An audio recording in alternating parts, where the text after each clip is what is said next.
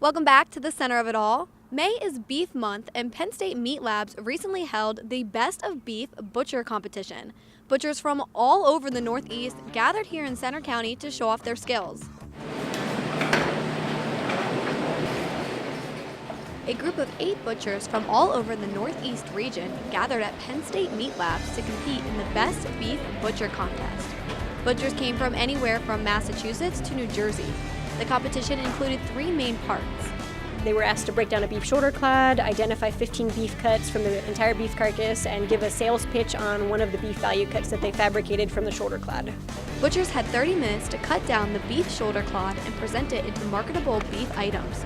The contestants were judged on various items such as Judged on the accuracy of how well they fabricated out that shoulder clad, how well they gave that consumer sales pitch, how they merchandised the cuts of beef that they cut, and then also just how accurate they were at identifying the cuts of beef that they were asked to identify.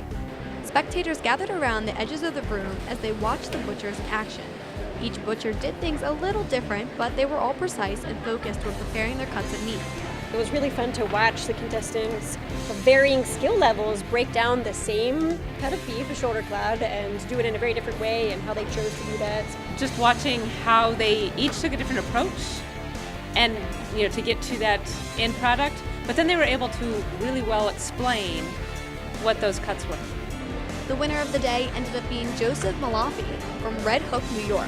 When asked how it felt to win, he said, "It felt really good. Really good. Maybe reaffirms how people always told me I'm a good butcher. I said, there's people out there that are even better than me, and I don't know, there probably are, but they haven't been here yet." Joseph has been cutting meat for the last 35 years, and he said he has done thousands of shoulder clads in meat markets and at his own business, but he really enjoyed the contest. My favorite part, the actual cutting, and even the presentation, selling the cuts of meat after they were cut, and why I thought they were a good cut of meat. I just enjoy cutting meat. It's something I've always loved to do since I've been a teenager. Butchers play a big part in the Farm to Table campaign by helping small farmers sell their products to local consumers. The person behind the meat counter at the grocery store or where they're being processed, where they're cutting these up, knows what they're doing and knows how to talk to the consumer is really important, because then they can promote the meat message.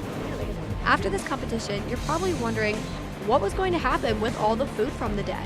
But don't worry, because it didn't go to waste. So all the meat today goes to the Center PA Food Bank in State College, Pennsylvania, and there's about 100 pounds that will go there. And as for the winner, he definitely has a preference in which cut of meat he likes to eat. My favorite would be the flat iron steak.